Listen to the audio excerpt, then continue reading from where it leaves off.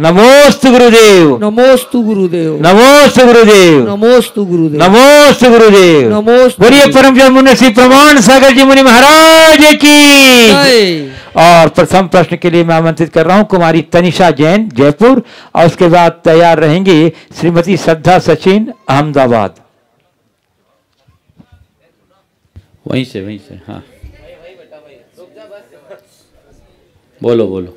नमस्ते महाराज जी मेरा नाम तनिषा जैन है, मैं जयपुर से आई हूँ। महाराज जी मेरा प्रश्न ये है कि अंचेमी पूजेमी वंदामी नमस्वामी दुखक्कु कम्मक्कु भोइलाओ सुघईमणम समाधिमणम जिनगुण संपत्ति होई मध्यम का क्या अर्थ है?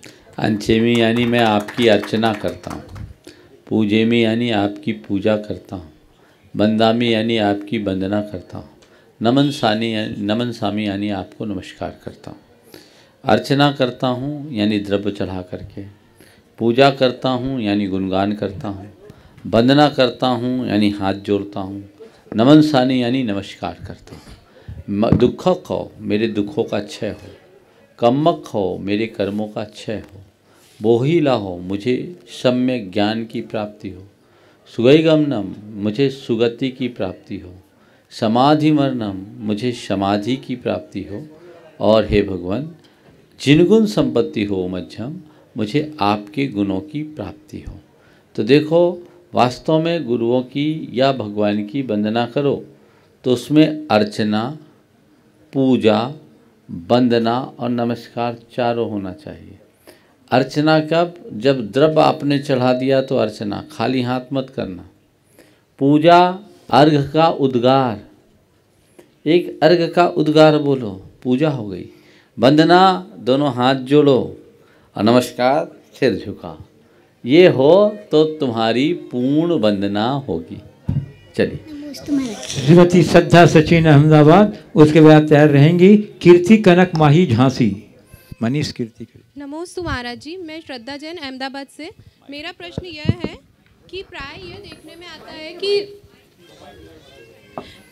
देखने में आता है कि बच्चों में क्रिया रूपी धर्म तो स्वाभाविक रूप से आ जाता है, जैसा हम करते हैं घर में हमको फॉलो कर लेते हैं, लेकिन हम ऐसा क्या करें कि उनमें भाव प्रधान धर्म की भी विकसित कर सके और उनके नियम और दृढ़तापूर्वक फॉलो हो पाए। जिससे कि देखिए आप उनको जैसे क्रिया सिखाते हैं वैसे ही भावों के प्रति भी हम उनको बोध कराएं, भावों का महात्म बताएं, उन्हें समझाएं कि इसका क्या प्रभाव पड़ता है। कल ही एक बच्ची ने पूछा कि नमोकार मंत्र उसकी माँ ने उसको सिखाया, क्या नाम, आरना नाम है, क्या नाम है तेरा, खड़ी हो जा बेटे। इसकी माँ बता रही थी कि इसको नमोकार मंत्र की अंजन चोर की कथा सुनाई तो बड़ी प्रभावित हुई। तो इसने कहा मम्मी फिर तो हम अपने घर के नमोकार मंत्र जप करके छत से कूद जाएंगे तो भी हमारे लिए मैजिकल प्लेन आ जाएगा। तो ये बात बच्चे बहुत जल्दी प्रभावित होते हैं। तो मैंने उसकी माँ से पूछा क्या तुमने क्या किया? बोले नहीं, उसके लिए मैंने उससे कहा उसके लिए बहुत ध्यान करना पड़ता है। बच्चे बहुत सूक्ष्म होते हैं, बातों को पकड़ते हैं, हमें चाहिए कि हम उन्हें गहराई से समझाएं। मैंने उसकी माँ से कहा कि तुम्हें चाहिए कि अपने बच्ची से कहती कि बेटे ऐसा आता है, लेकिन हमें अच्छे कार्य के लिए ये सब काम करना है, बुरे कार्य के लिए नहीं। कोई छत से गिर जाए तो उसे बचाने के लिए नमोकार जपो, नमोकार जपते हुए छत से गिरने में कौन सी बहादुरी, समझ गए? तो इसलिए कभी भी कोई काम मत करना। और ये जब हम भाव से पूरी क्रिया करते हैं तो उसका परिणाम मिलता है। ये बात हम अगर उनके मन मस्तिष्क में अंकित करें तब सुपरिणाम आए। प्रेरणादायी गुरुवर को मेरा त्रैबार नमोस्तु। गुरुदेव, सामान्य तौर पे हम देखते हैं कि जिसके पुण्य कर्म होता है या सातावेदनीय कर्म का उदय होता है तो उसे ज़्यादातर सुख सुविधा संपन्न देखा जाता है। तो इसमें एक कर्म फिलोसॉफी के अंतर्गत मेरे को जस्ट जानना था कि इसमें क्या उस पर्टिकुलर पर्सन को वो निर्जरा करने की अपॉर्चुनिटी छूट जाती है क्या? फॉर एग्जांपल जैसे कोई सोफिस्टिकेटेड जॉब लगा, एसी वगैरह में बैठ के आराम से जॉब कर रहा है, जबकि सामने देखते हैं कि और ऐसे जॉब्स हैं जहाँ पर बहुत पसीना बह रहा है, तो उनकी सविपाक निर्जरा ऑटोमेटिक हो रही है। यहाँ पर तो उस जो पुण्यशाली है उसको अविपाक निर्जरा करके ही अपनी निर्जरा करनी है। देखो एक लाइन में बोलता हूँ, पुण्य का त्याग करने में निर्जरा है और पुण्य का भोग करने में पाप का बंध है। तुम्हारे पुण्योदय से सारी सुविधाएं मिली, तुम उसका भोग कर रहे हो यानी पाप कर रहे हो। पाप कर रहे हो तो पाप का बंध होगा, और तुम्हें सुविधा मिली और उसको तुम उपयोग में नहीं ले रहे हो तो तुम त्याग कर रहे हो, पुण्य का बंध होगा। तो पुण्य के उदय में सारी अनुकूलताएं तुम्हें मिलेगी, पर तुम्हारा पुरुषार्थ इसमें है कि पुण्य को भोगने की जगह पुण्य को त्यागो, तब जीवन के साथ। नमोस्तु महाराज जी, मेरा नाम संस्कृति है, मैं अहमदाबाद से आई हूँ। मेरा प्रश्न है कि दुनिया में सबसे पहले बॉर्न कौन हुआ था? बॉर्न कौन हुआ था? दुनिया ही बॉर्न नहीं हुई तो किसको बोलेंगे सबसे पहले कौन बॉर्न हुआ? ये दुनिया एब एटर्नो है, समझ गई, अनादि से है, इसमें कोई पहले बॉर्न नहीं हुआ। हाँ चलो। नमोस्तु महाराज जी, मेरा नाम संशिता है। मेरा प्रश्न है कि जब हम मंदिर में प्रतिमा जी की दर्शन करते हैं तब हमें प्रतिमा के बाजू में एक प्लेट जैसा दिखता है, उसके अंदर कुछ नंबर्स और अक्षर भी लिखे रहते हैं, तो उसका क्या मतलब है? हमें उनके दर्शन भी करने वो यंत्र कहलाते हैं, उसमें बहुत सारी दिव्य शक्तियाँ रहती हैं जो पूजा विधान में काम में आता है, समझ गए। देखो सबसे बड़ी सराहनीय बात यह है, ये पूरा छोटा सा परिवार है, युवा है, प्रोफेशनल है, लेकिन आप सबको सुनकर बहुत अच्छा लगेगा। पूरे परिवार में रात्रि भोजन कोई नहीं करता, जमी कंद नहीं खाता। ये बच्चे भी कोई भी जमी कंद नहीं खाते ना, कोई भी जमी कंद नहीं खाते। और बड़ौदा जैसे शहर में रह करके, अहमदाबाद जैसे शहर में रह करके ये काम कर रहे हैं। लोगों को सीखना चाहिए। अगर हम धर्म के गहरे संस्कार बच्चों के मन में प्रारंभ से दे दें तो उनके जीवन में बदलाव आएगा। इस बच्ची ने कहा कि हमारे लिए लोग कहते हैं कि तुम अभी से जीवन भर के लिए छोड़ दोगे तो तुम्हें आगे चल कर के शादी के बाद नियम तोड़ देने पड़ेंगे। ये लोग डिमोरलाइज करते हैं। मैंने इससे कहा कि तुमसे जो ऐसा कहे तो उनसे कह देना कि अगर ऐसा लड़का मिलेगा तो मैं शादी ही नहीं करूँगी, है ना, पक्के रहोगे। जैसे तुम्हारे अंदर संस्कार है ऐसे ही संस्कार से भरे अनेक बच्चे भी हैं, अपने आप योग बनेगा। तो ये चीज़ें हमें आगे बढ़ाना चाहिए। वर्तमान में मैं ये देख रहा हूँ कि साधु संतों से जुड़े हुए परिवारों में भी इनका अभाव है। भाई धर्म के क्षेत्र में कब आगे बढ़ोगे? अपनी चर्या की विशुद्धि कब बनाओगे? कुछ तो करना होगा। बहुत बढ़िया। हाँ चलिए। मनीष कीर्ति कनक माही झांसी, और उसके बाद तैयार रहेंगी श्रीमती श्रद्धा रावत इंदौर। बोलो जल्दी। हाँ 2 पूछ लो 4 में चलेगा।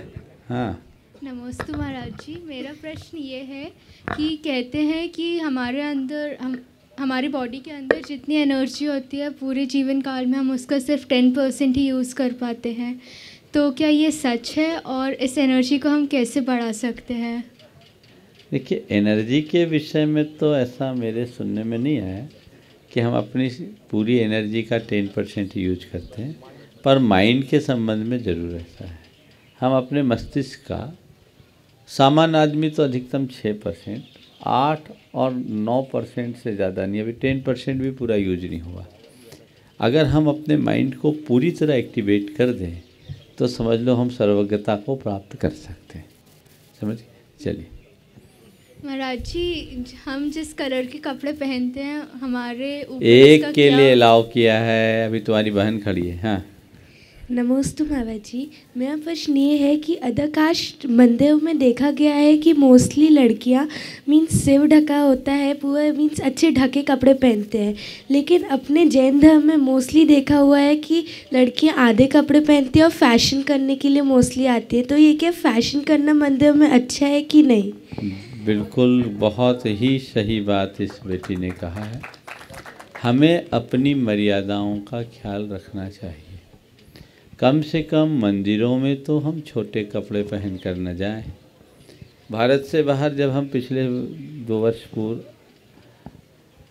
उदयपुर चातुर्मास में थे तो अमेरिका का एक पोस्ट आया था कि नो शॉर्ट्स, वहाँ के मंदिरों में लिखा गया। वहाँ रहने वाले लोग मंदिर में जा रहे हैं तो शॉर्ट्स कपड़े नहीं पहन रहे, नो शॉर्ट्स ऐसा करके लिखा था। हमें अपनी मर्यादा का ख्याल तो रखना ही चाहिए। आप अपने और क्षेत्र में चाहे जैसी रुचि हो वो पहने, पर मंदिर की मर्यादाओं की सुरक्षा करना अपना दायित्व है। हमें और लोगों से भी सीखना चाहिए। यदि मंदिर में हमने अपनी मर्यादा को खो दिया तो आगे कहाँ हम मर्यादा बना पाएंगे। इसलिए मंदिर में शालीन वस्त्र पहनने चाहिए। नमस्ते। ओ अगला। हाँ, श्रीमती श्रद्धा रावत इंदौर, उसके बाद तैयार रहेंगी नमोस्तु गुरुवर। श्रीमती श्रद्धा पंकज दोषी बड़वानी। मैं श्रद्धा रावत इंदौर से। महाराज जी, हर मेरे जीवन का एक लक्ष्य था। अगर हम उस लक्ष्य को पाने के लिए अर्थात प्रयास करते हैं, पुरुषार्थ करते हैं, लेकिन हर बार असफलता हाथ लगे और हमें जब पता है वो आखिरी मौका है सफलता प्राप्त करने का, तब भी असफलता प्राप्त हो तो हम उस स्थिति में अपने आप को कैसे संभालें? कर्मों का दोष है या किस्मत का? देखिए, हमें दोनों चीज़ें मानना चाहिए। ये सोचना चाहिए कि कहीं मेरे पुरुषार्थ में कमी रह गई, और साथ ही ये सोचना चाहिए मेरा भाग्य मेरा साथ नहीं दिया। लेकिन हमें सफलता को किसी एक जगह केंद्रित करके ही देखना नहीं चाहिए। हमें सफलता की दूसरी संभावनाओं को भी तलाशना चाहिए। हमें बंद द्वार में सिर मारने की जगह खुले द्वार की संभावना तलाशनी चाहिए। नमस्ते गुरु। श्रीमती श्रद्धा पंकज दोषी बड़वानी, उसके बाद तैयार रहेंगी श्रीमती नीलांजना जैन बड़ोदरा। नमस्ते गुरुदेव, नमस्ते गुरुदेव, नमस्ते गुरुदेव। परीक्षा संसार की करे, प्रतीक्षा परमात्मा की करे और समीक्षा अपनी करे, पर हम लोग परीक्षा परमात्मा की करते हैं, प्रतीक्षा सुख की करते हैं और समीक्षा दूसरों की करते हैं। ऐसा क्यों महाराज जी?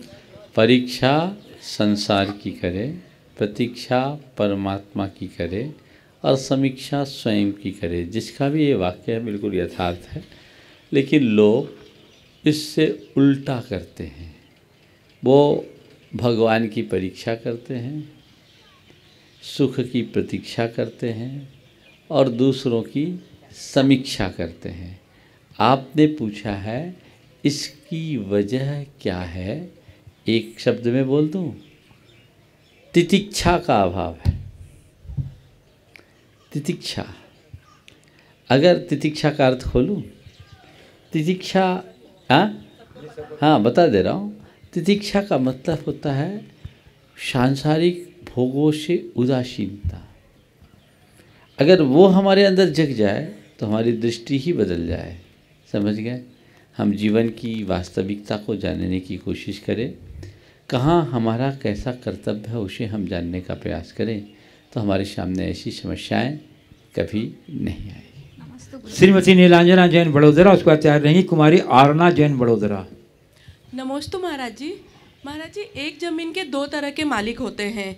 एक वो जिनके नाम पे रजिस्ट्री और पेपर होते हैं, और दूसरे वो जो सदियों से वहाँ पे रैन बसेरा करते हैं, जैसे कि पेड़ पौधे, पशु पक्षी।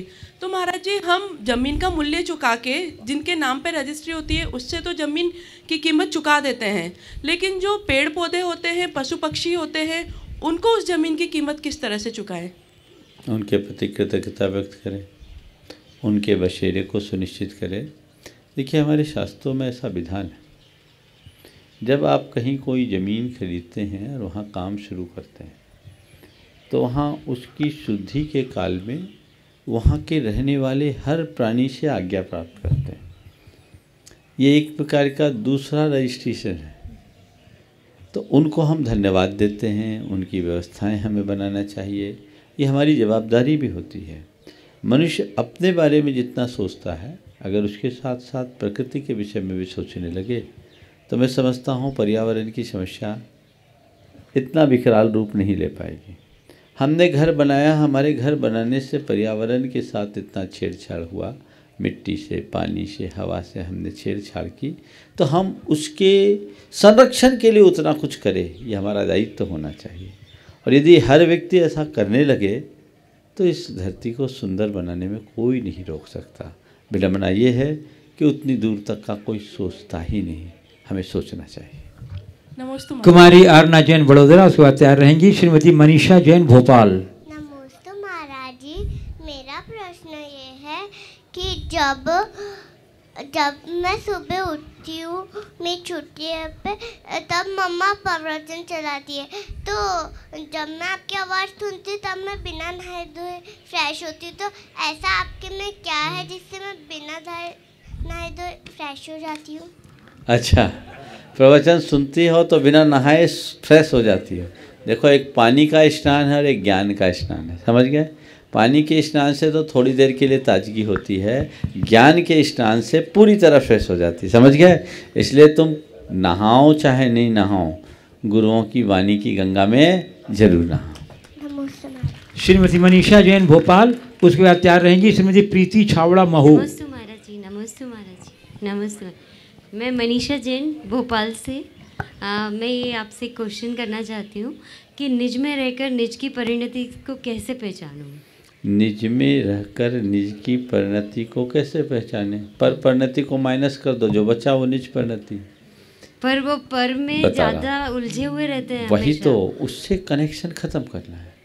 स्वयं के साथ स्वयं के संवाद की स्थापना का नाम ही निज में रहकर निज की परिणति को जानना है। हमारा चित्त परोन्मुखी बना हुआ है, हमारा सारा संवाद पर से जुड़ा हुआ है। पर से संबंध जुड़े रहने के कारण हम स्वयं के साथ अपना सीधा संवाद स्थापित नहीं कर पाते। तो उसका उपाय यही है कि इष्टानिष्ट संकल्प विकल्प से अपने आप को बचाएं। न हम किसी में राग करें, न द्वेष करें, न मोह करें। जानने और देखने की वृत्ति अपनाएं और उसे पाने के लिए एक अभ्यास की आवश्यकता है। बस को हम, मैं कौन हूँ, मेरा क्या है, शुद्ध हो हम, मैं शुद्ध आत्मा हूँ, मैं शुद्ध आत्मा हूँ, मैं शुद्ध आत्मा हूँ, मैं ज्ञान स्वरूपी हूँ, मैं चैतन्य रूप हूँ, मैं आनंद स्वरूप हूँ। इस तरह की भावनाएं जब हमारे हृदय में गहरी हो जाएगी तो पर परिणति छूटेगी। पर मैं अभी कहता हूँ, पर परिणति छूटे ये तो बहुत हाइट की बात है। कुपरिणति से बच जाओ, उद्धार हो जाएगा। धन्यवाद। श्रीमती प्रीति छावड़ा महू, उसके बाद तैयार रहेंगी श्रीमती अनीता काला बड़वानी। बोलिए।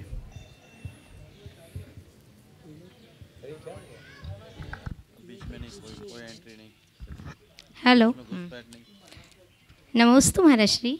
आँखों में रोशनी है पर उसे देखने के लिए सूर्य का प्रकाश चाहिए, लेकिन हमारी आत्मा में अनंत शक्ति है पर उसे जानने के लिए हमें किसका सहारा लेना चाहिए? ज्ञान का प्रकाश चाहिए। उसके लिए अंतर्मन के प्रकाश को कैसे जागृत करें? ज्ञान का प्रकाश चाहिए। नानम प्रयास हो, ज्ञान ही प्रकाशक है। दीप तो जड़ वस्तुओं को प्रकाशित करता है, ज्ञान चैतन्य को प्रकाशित करता है। तो उसके लिए सतत ज्ञानाभ्यास करें।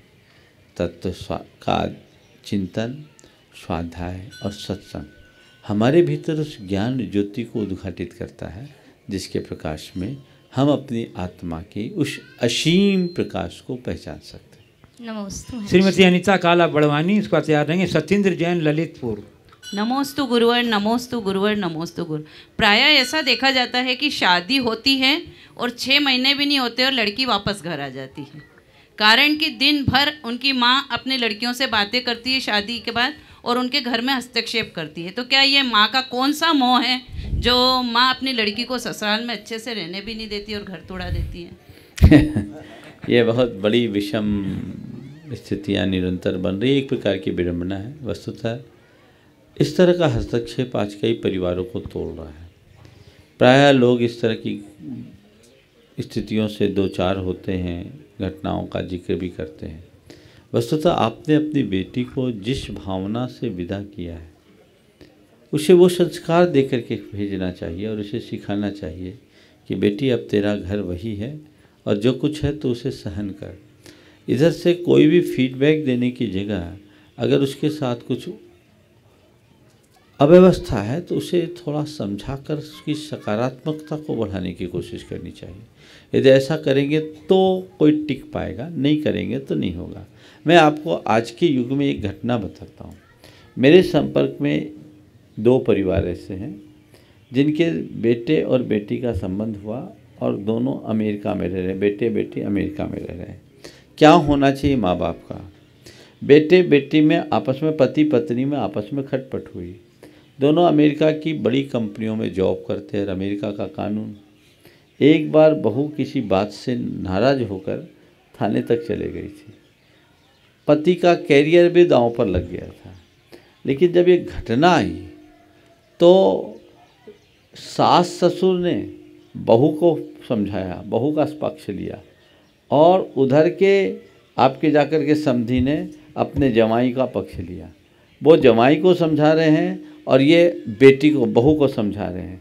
और फिर दोनों को थोड़ा नॉर्मल करने के लिए पहले बहू को अपने पास बुला लिया, ससुराल, मायके नहीं, समझ क्या होनी चाहिए, ससुराल बुला लिया। जान रहे थे बेटा थोड़ा हाइपर था और उसने कुछ गलती कर दी है, अब हमें स्थिति को नॉर्मल करना है। बहू को बुलवाया अपने यहाँ और करीब 3 महीना बहू को अपने पास रखा और उसके बाद खुद उनके विदेश जाने का त्याग था, तो अपनी बेटी और जमाई को भेजा कि कुछ दिन ये लोग उसके साथ रहे, तो स्थिति कुछ सामान्य हुई।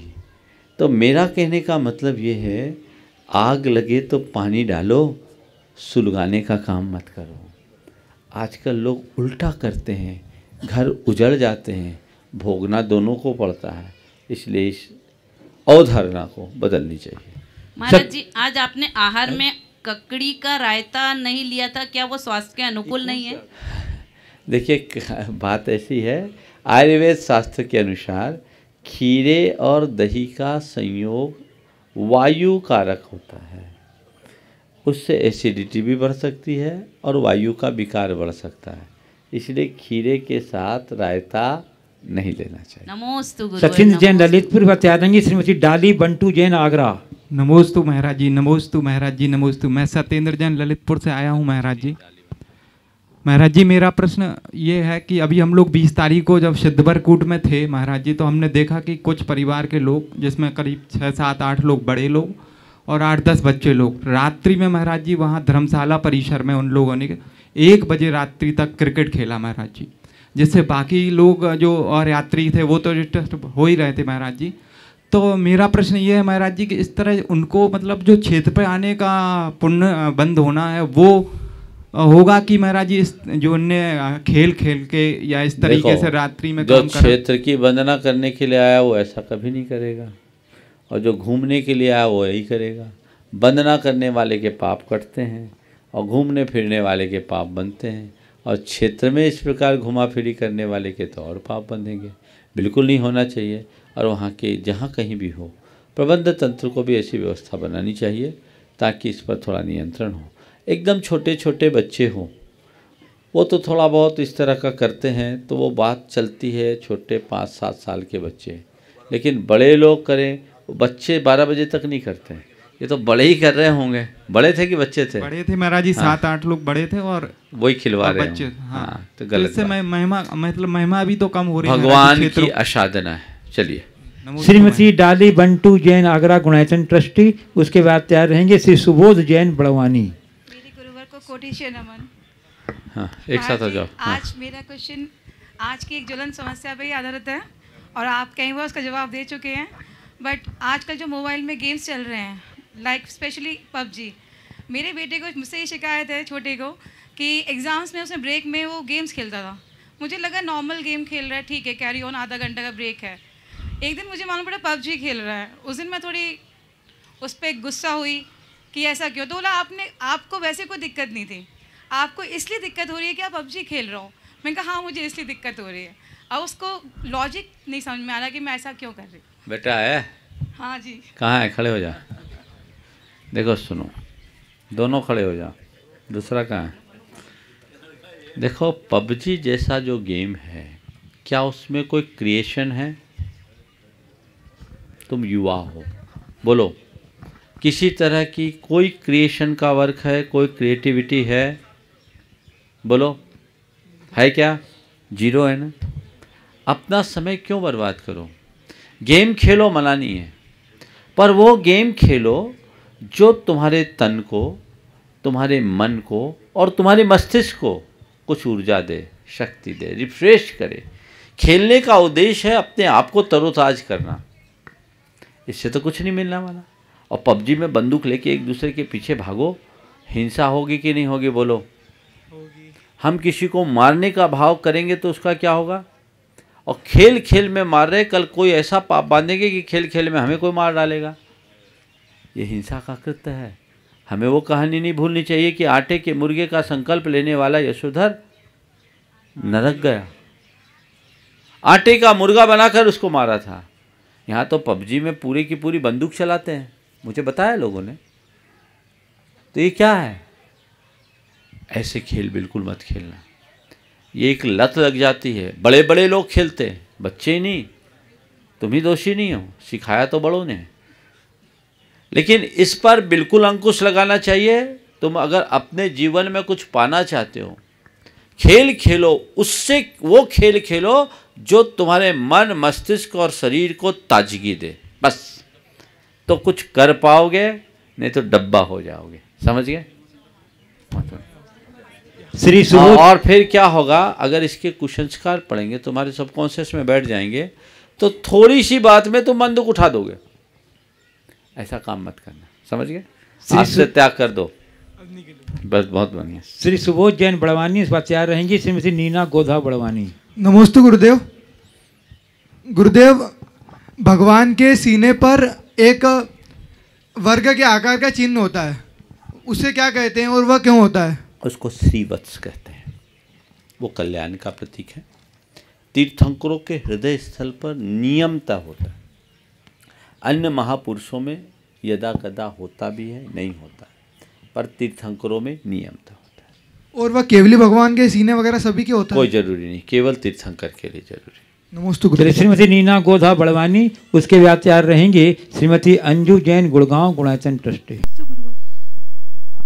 जिस तरह से बोलो। हेलो, जिस तरह से महाराज जी रामायण और महाभारत सीरियल जन जन में प्रचलित है, तो हमारी ये इच्छा है कि जैसे आपके आशीर्वाद से पारस और जिनवाणी चैनल के माध्यम से जैन संस्कृति के कथानक और आख्यानों का प्रसारण हो, ताकि हमारी जो पीढ़ी है, प्रिंट मीडिया में तो सब चीज़ें उपलब्ध है, लेकिन अभी सभी का झुकाव डिजिटल मीडिया पे है, तो हम इससे परिचित हो सकें।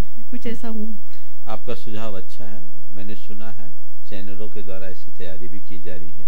बहुत जल्दी शायद भगवान ऋषभदेव के चरित्र पर काम होगा। श्रीमती अंजू जैन गुड़गांव गुणायतन ट्रस्टी पर तैयार रहेंगी श्रीमती सुप्रिया जैन रतलाम। नमोस्तु गुरुवर, नमोस्तु गुरुवर, नमोस्तु गुरुवर। जब युवा वर्ग किसी धार्मिक कार्य में लगता है तो लोग कहते हैं कि ये तो घूमने का टाइम है, मौज मस्ती का टाइम है। और जब बुजुर्ग लोगों को धर्म करने के लिए बोला जाता है तो वो कहते हैं कि हमारी उम्र तो निकल चुकी है, अब कुछ नहीं हो सकता। तो धर्म करने की सही उम्र क्या है? मैं अपनी बात बताता हूँ।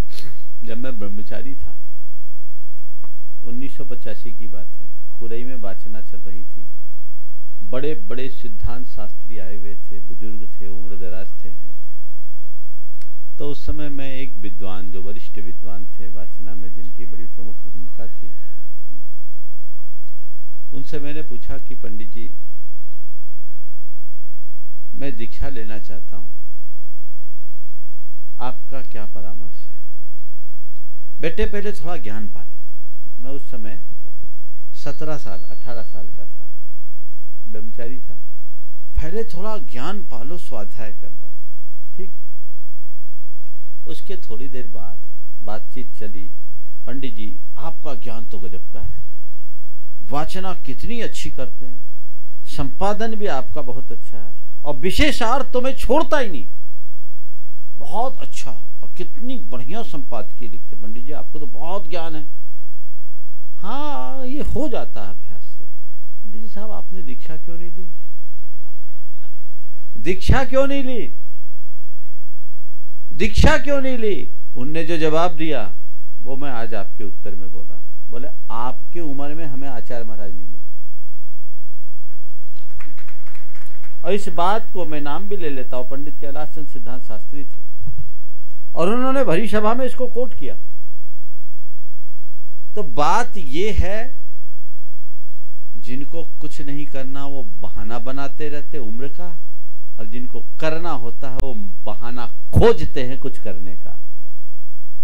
हम बहाना बनाना बंद करें, बहाना खोजे। मुझे जो करना है सो करना है।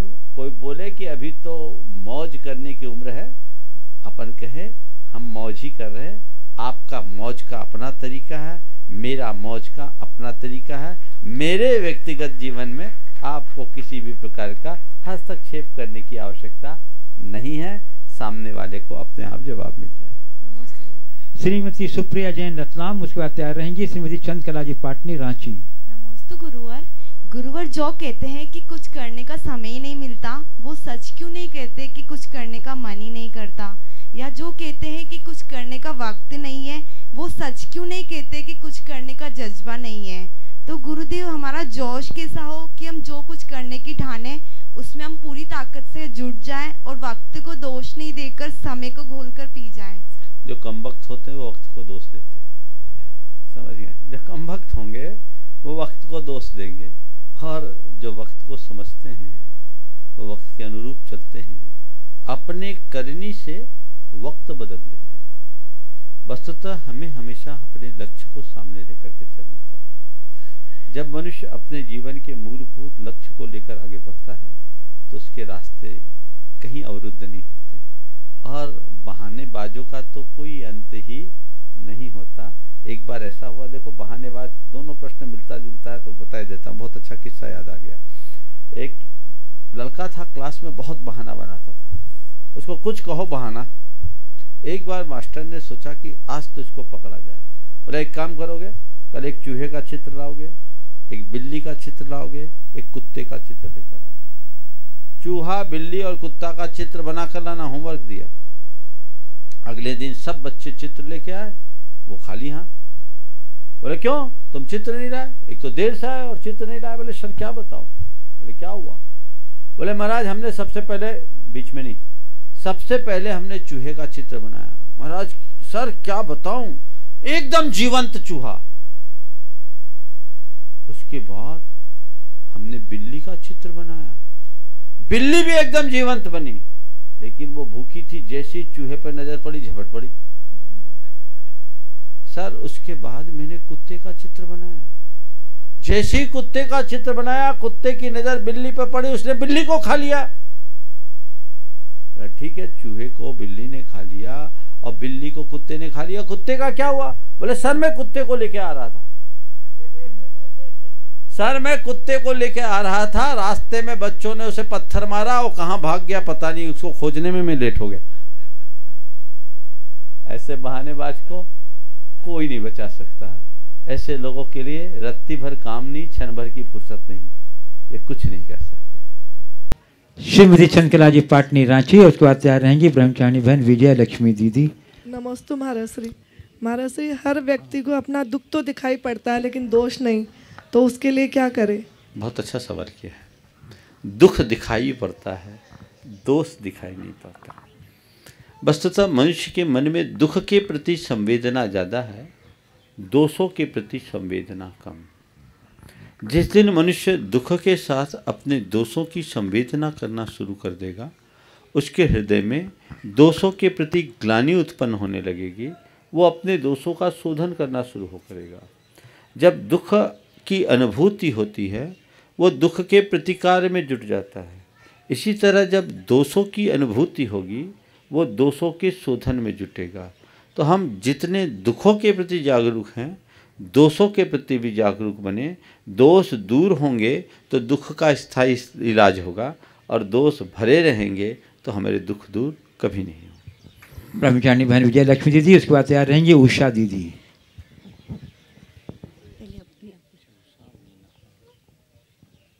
नमोस्तु महर्षि, नमोस्तु नमोस्तु नमोस्तु।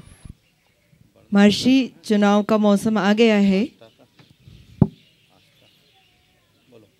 चुनाव का मौसम आ गया है, और जैन समाज भारत की पूरी जनसंख्या में इतना कम है कि मतों का क्या प्रभाव होगा कहा नहीं जा सकता।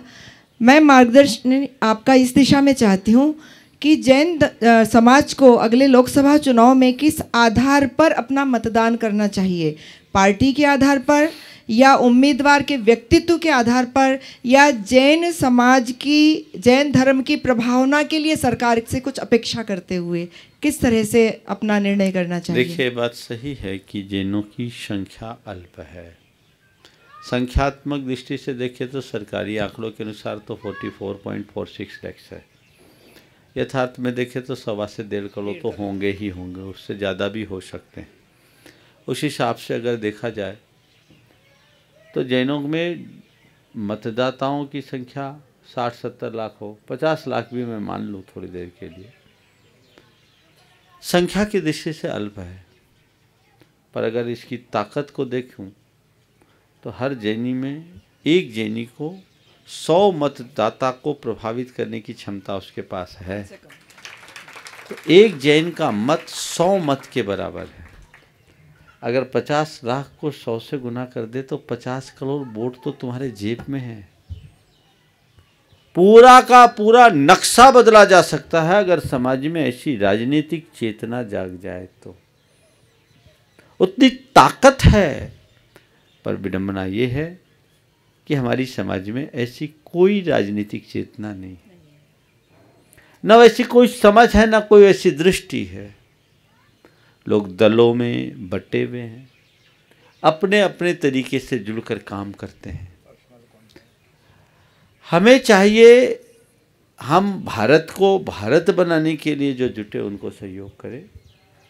भारतीय संस्कृति, जैन संस्कृति, अहिंसा के विकास, राष्ट्र के विकास में जो अपना प्रमुख योगदान दे सके हम उन्हें महत्व दें।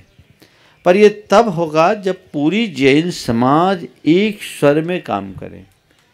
विडंबना ये है कि औरों को एकत्रित करना बड़ा सहज है, बुद्धिजीवियों को जोड़ना खुले तराजू पर मेढक तौलने जैसा काम।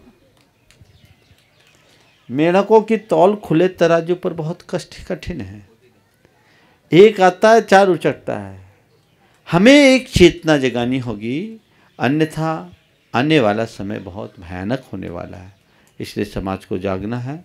हमारी बहुत सारी सामाजिक और सांस्कृतिक चुनौतियां हमारे सामने हैं, उनका निवारण भी हम आज वर्तमान की सत्ता की जो व्यवस्था है उसी के आधार पर कर सकते हैं। लेकिन वह तभी संभव होगा जब हम अपनी आवाज़ वहाँ तक पहुँचा सके। अभी तो कोई आवाज़ पहुँचाने वाला भी नहीं है। आज हमारे देश के जितने कर्णधार हैं वो बुद्ध का तो नाम लेते हैं, उन्हें भगवान महावीर का नाम लेने में भी संकोच होता है। वो भगवान महावीर का नाम लेने में यानी जैन धर्म को जैन धर्म के रूप में स्वीकार करने में भी वो संकोच करते हैं। जैनियों के लिए इसके विषय में सोचना चाहिए कि जिस धर्म के सिद्धांत के बल पर देश को आज़ादी मिली, आज उसके देवता के नाम पर भी लोगों को संकोच हो तो इससे बड़ी विडंबना और क्या होगी। इसलिए इस पर हमें एक बहुत बड़ी मुहिम छेड़ने की आवश्यकता है। बहन उषा दीदी, उसके बाद तैयार रहेंगी बहन डॉक्टर मीना दीदी इंदौर। गुरु ज्ञानी गुरु पार की, गुरु उदार गंभीर, रहस्य उद्घाटक गुरु, गुरु प्रभु की तस्वीर। नमोस्तु नमोस्तु गुरुदेव, नमोस्तु गुरुदेव। गुरुदेव, मेरी ये शंका है कि हम बचपन में बच्चों को बहुत अच्छे अच्छे संस्कार देते हैं, परंतु जैसे ही वो बड़े होते हैं, भौतिक युगों में वो जब भौतिकता से घिर जाते हैं तो वो धीरे धीरे संस्कारों को विस्मृत करने लगते हैं। तो उनके संस्कारों को बचाए रखने के लिए हमें क्या करना चाहिए? संस्कारों के साथ उनकी संगति पर भी ध्यान दें। हम संस्कारों का तो ध्यान रखते हैं, संगति का नहीं रखते, इसलिए बिगड़ जाते हैं। डॉक्टर मीना दीदी इंदौर से तैयार रहेंगी आस्था जैन बड़नगर।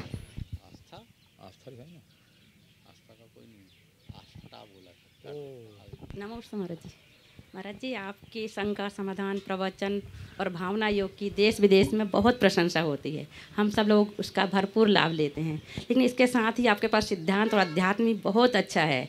हम सब चाहते हैं कि आप एक क्लास इसकी भी लें ताकि सारे लोग इसका लाभ ले सकें।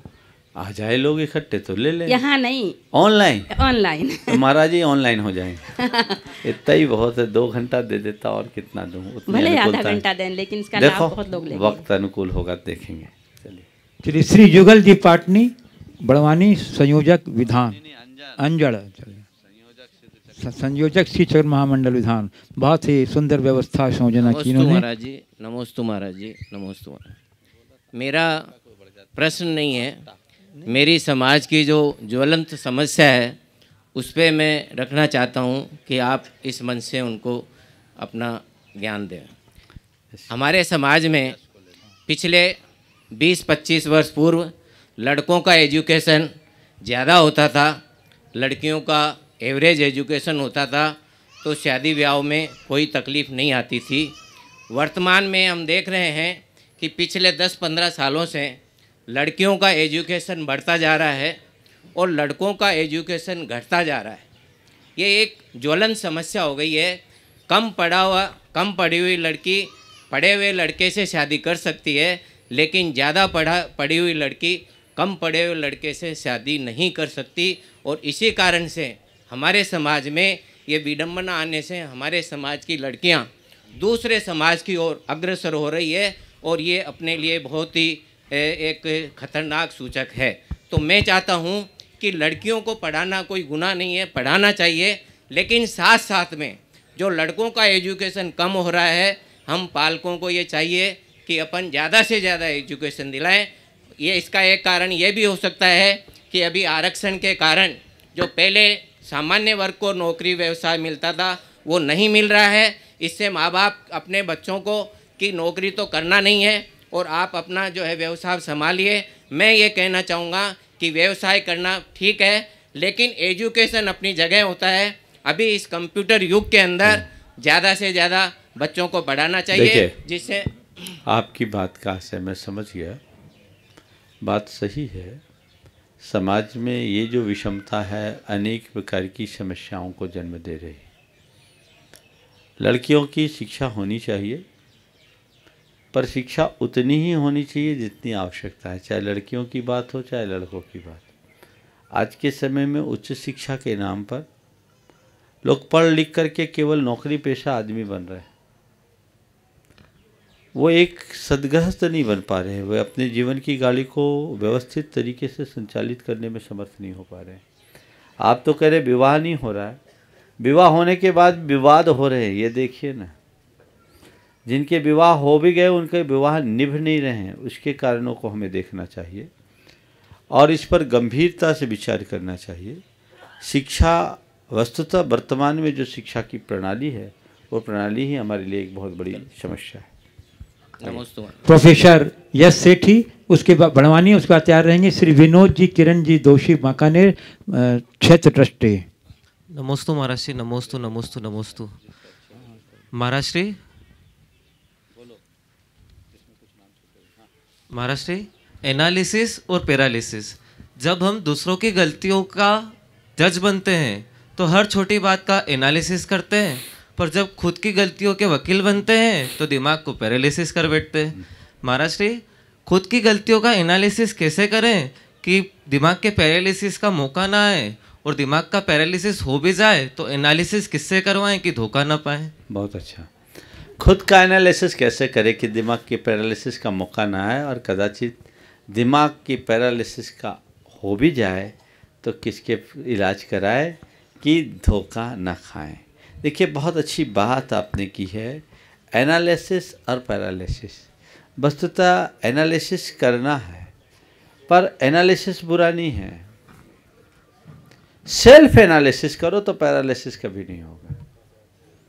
हम जब एनालिसिस दूसरों का करते हैं तो हमारा दिमाग थोड़ा अलग तरीके से काम करता है, और जब हम सेल्फ एनालिसिस करेंगे तो कभी नहीं होगा।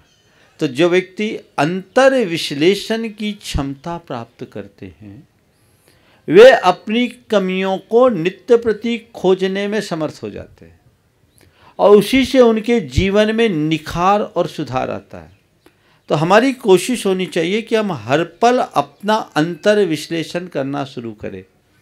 ये अंतर विश्लेषण हमारे जीवन में निखार लाएगा, सुधार लाएगा, उससे हमारी कमियां ठीक होगी। हम दूसरों की कमियां नहीं देखेंगे। वस्तुतः विश्लेषण और अंतर विश्लेषण के अंतर को हम समझ लें, एनालिसिस और सेल्फ एनालिसिस के भेद को हम समझ लें, तो फिर कभी पैरालिसिस होने की नौबत नहीं आएगी। और यदि पैरालिसिस हो भी जाए दिमाग में, तो तुमने पूछा है किसके साथ इलाज कराए, किससे इलाज कराए कि धोखा ना हो, तो उसके पास जाओ जो सेल्फ एनालिसिस का मास्टर है। नमस्ते महाराज, नमस्ते। श्री जी विनोद, किरण जी दोषी, बांकानेर, और उसके बाद तैयार रहेंगे आदित्य जैन, दमोह। धरती के चलते फिरते देवता को नमस्तु।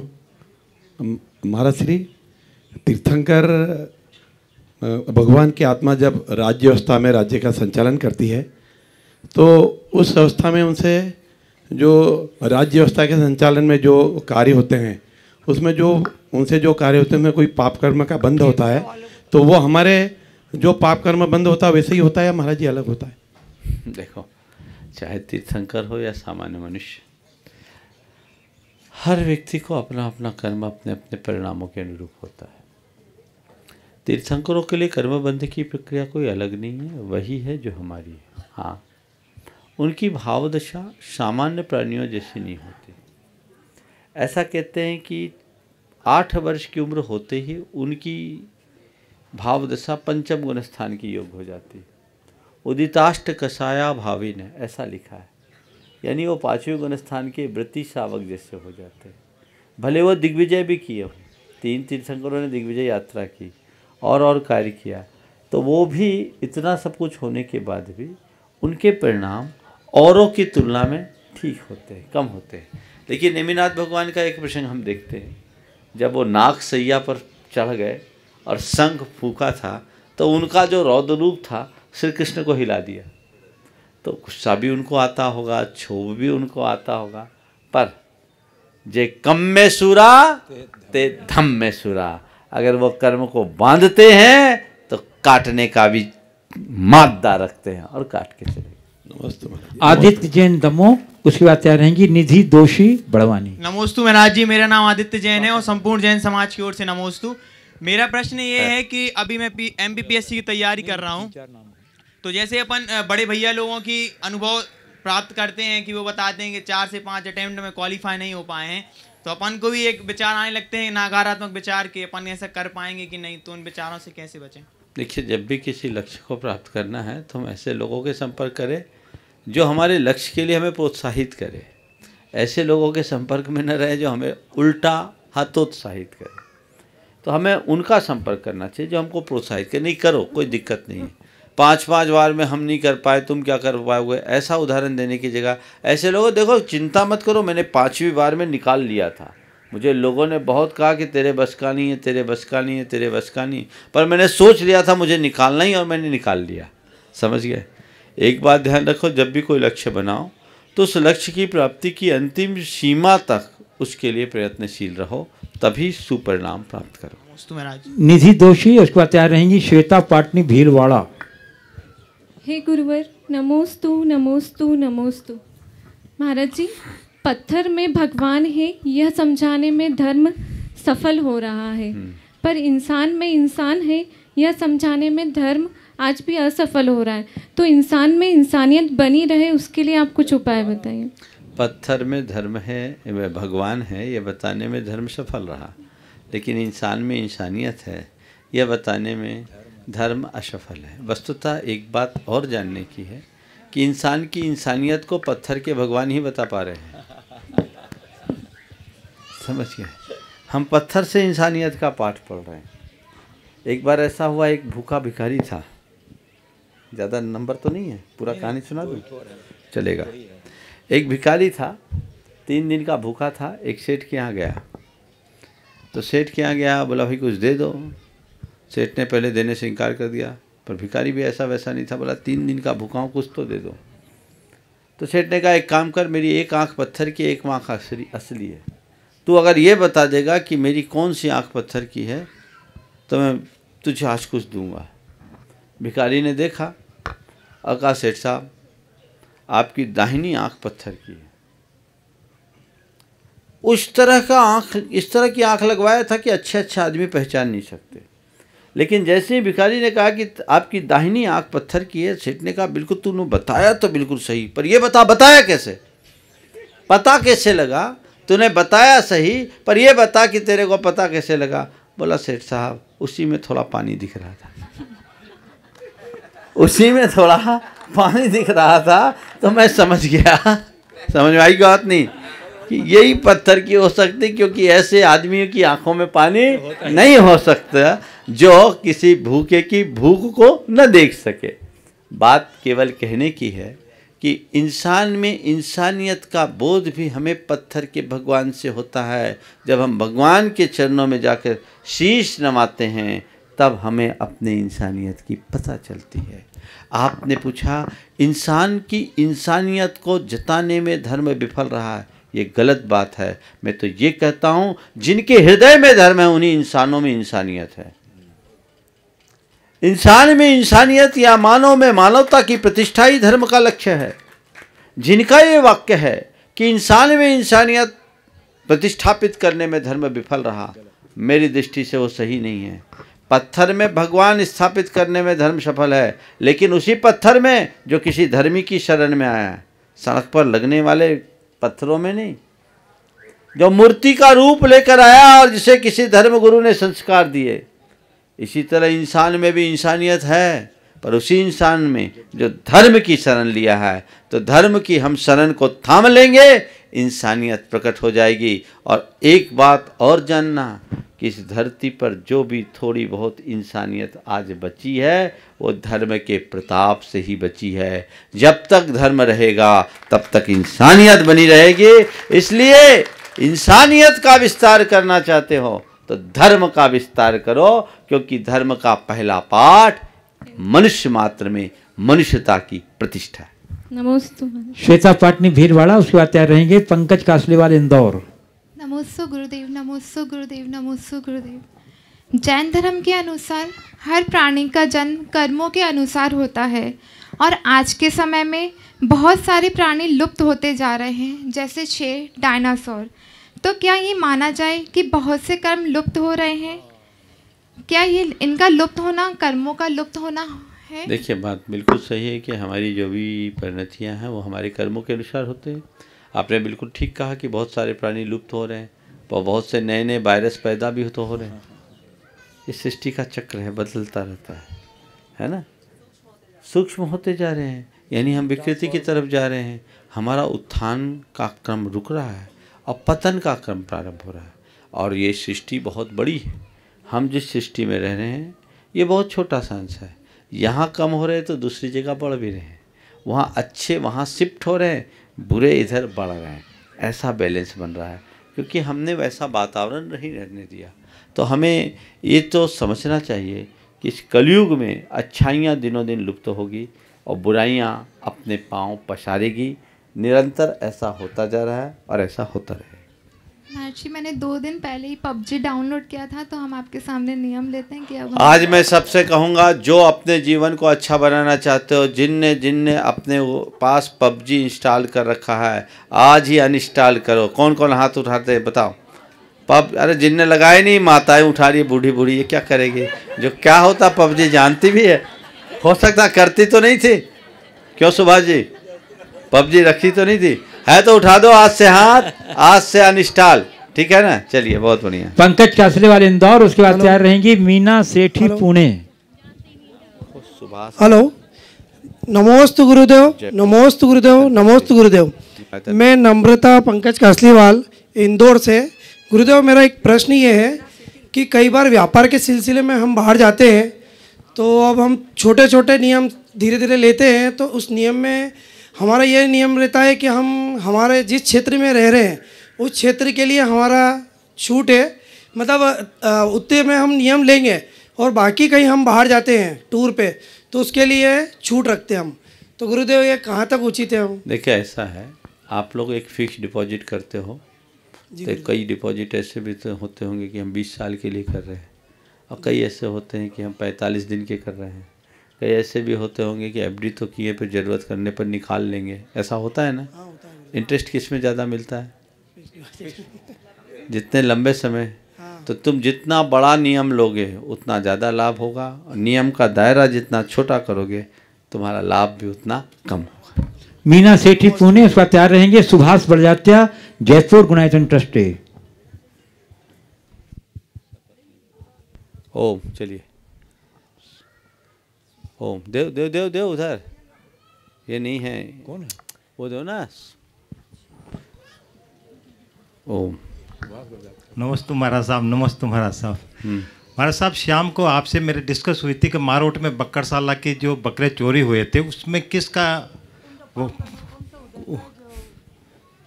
देखिए, ये देश के लिए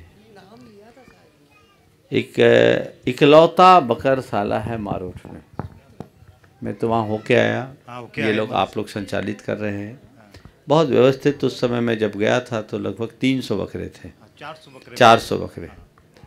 आज इन्होंने बताया कि बकरशाला में एक त्यौहार विशेष के समय में कितने बकरे चोरी हुए?